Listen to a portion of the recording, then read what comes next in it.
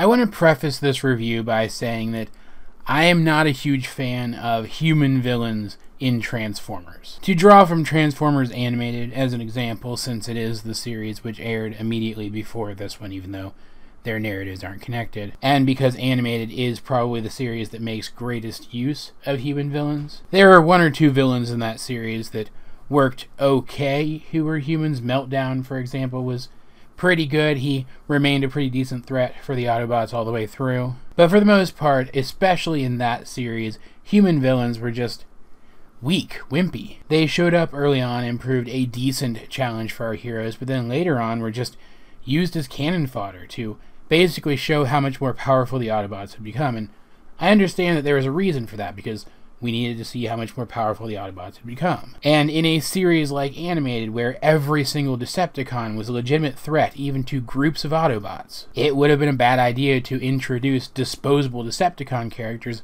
just to have the Autobots beat the crap out of them later. I'm telling you guys all of this because this is the episode of Transformers Prime which introduces the main human villains of the show. In fact, as far as I recall, these are the only human villains of this show. Now keep in mind the reason that I told you as to why Animated used human villains. In Animated, even Starscream was a legitimate threat for Ultra Magnus, who in the Animated universe is basically G1 Optimus Prime with Thor's hammer. And also in Animated, they didn't have any army builder-esque Transformers like the Vehicons. But they still needed enemies who could be a threat to the Autobots early on, and yet not a threat to them later. They could not use Decepticons to fill that role, and yet Prime doesn't have that same problem. It has Vehicons. Like, yeah, at this point, we already know that Optimus can basically wade his way through entire armies of army builder-esque characters. The Vehicons are already basically putty patrollers at this point, but they still exist, and the Decepticons seem to be able to throw any number of them that they want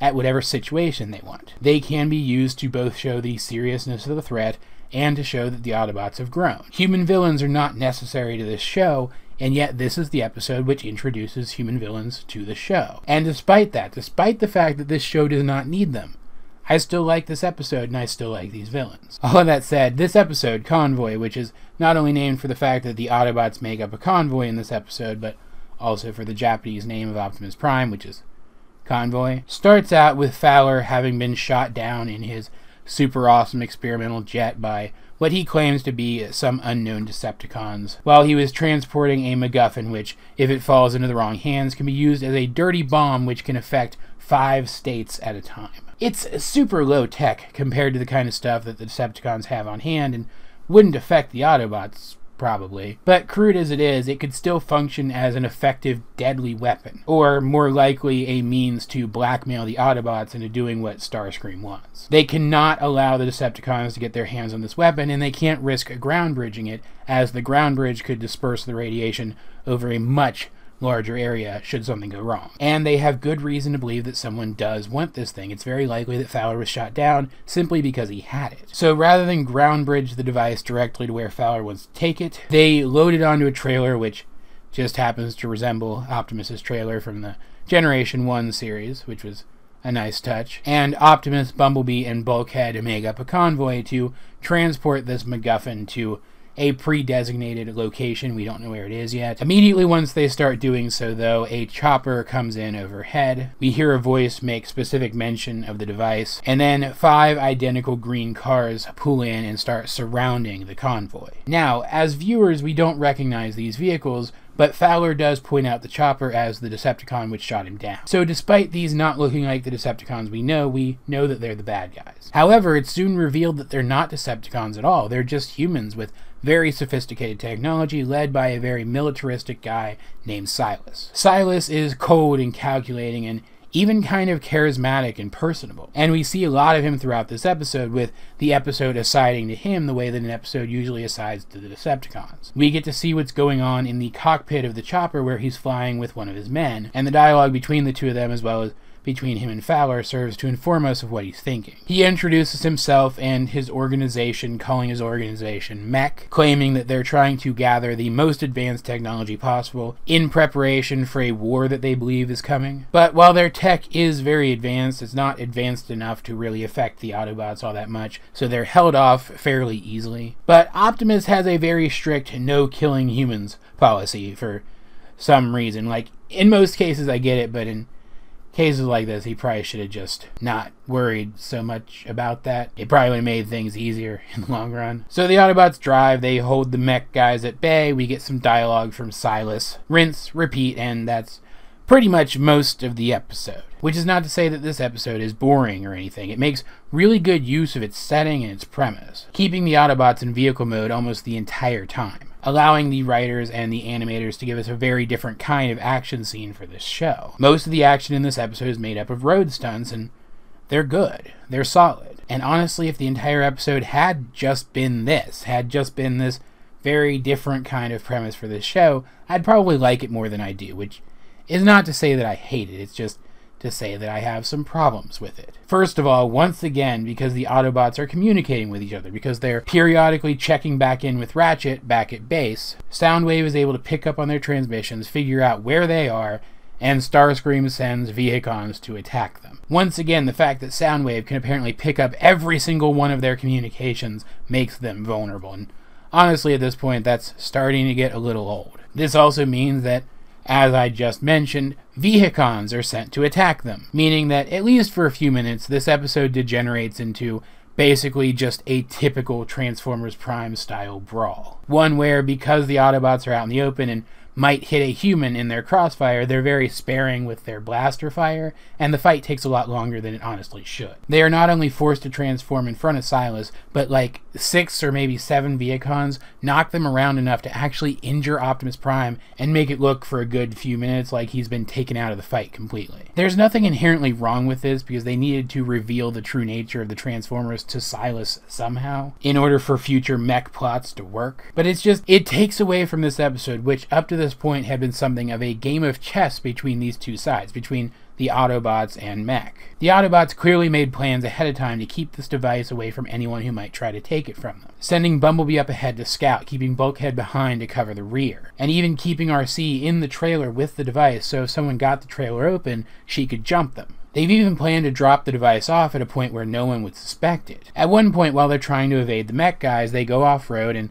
follow alongside a train as it goes through a tunnel, collapsing the tunnel behind them, and for all intents and purposes, it looks like they did this just to evade their pursuers. But it turns out there were actually agents, government agents on that train who they passed the device off to. Then they continue driving and make it look like their rendezvous point is still ahead. It's only thanks to the involvement of the Decepticons that Silas gets wise to the handoff in the first place. When some Vehicons swoop down and destroy Optimus's trailer and reveal that the device isn't there, he puts 2 and 2 together. He allows the Decepticons to distract the Autobots, and while Optimus is down for the brief period that I mentioned he was down before, he breaks off and pursues the train instead. But of course, Optimus picks himself up from the tiny little fall that he took, which couldn't have hurt nearly as much as getting hit by Megatron, which is something that used to happen to him regularly, leading to Silas breaking off pursuit. After all, he's a smart enough guy to know that he can't take on something like Optimus. But Silas isn't just some cartoon villain, he destroys the tracks in front of the train. Now Optimus couldn't pursue Silas even if he wanted to, he has to stop the train, because if it crashes,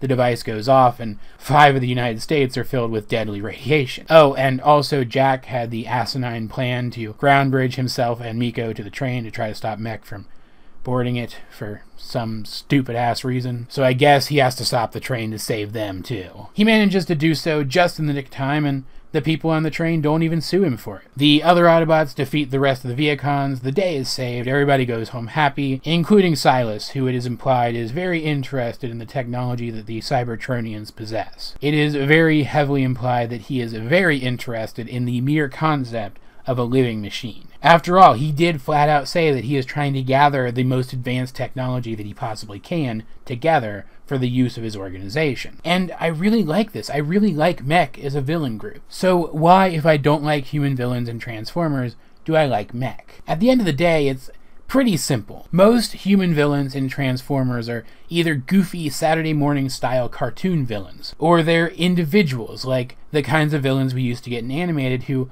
honestly shouldn't be a threat to our heroes. Mech is made up of very intelligent people. Silas is a very intelligent leader, and the group is large enough and well equipped enough that with just a little bit of work and just a little bit of time to study their enemy, they could be a legitimate threat for the Autobots. We can already see that in this episode, that it is possible that one day they might be legitimate threats to the Autobots. And while we did see that while on the road evading these guys, the Autobots were able to handle them fairly easily, and while there is no direct confrontation between Silas and any of the Autobots in this episode, Silas never once seems like the kind of villain that will allow that to remain the status quo. I mean, hell, in the closest thing that we did get to a direct confrontation between the heroes and the villains in this episode, one of Silas's unnamed henchmen was able to out-hack Raph. So already we do have evidence that the regular tactics that the heroes employ aren't going to work against these guys. That's why I like mech as human villains to the Transformers. They're smart and capable, and their debut episode made it clear that they are a genuine threat. They are unlike any other human villain group in Transformers history, and it's such a shame that they don't actually turn out being all that impactful on the show. Now, like I said, I don't think that we needed actual involvement from the actual Decepticons in this episode. It wouldn't have been unreasonable at all for Silas to reason out, all on his own, that the device had been transferred to that train. For him to break off his pursuit of the convoy to pursue the train instead, leading Optimus to have to transform to climb down the mountainside and go after him, revealing the existence of Transformers on Earth to Silas, leading to the exact same outcome without the gratuitous Decepticon involvement, or the stupid scene where the kids get sent to the train only for Optimus to save them 5 minutes later. All in all, this is not a perfect episode of the show by any means. And like I said, the directions that they take mech in future episodes are a little disappointing, at least as far as I remember. Maybe they'll be less disappointing on this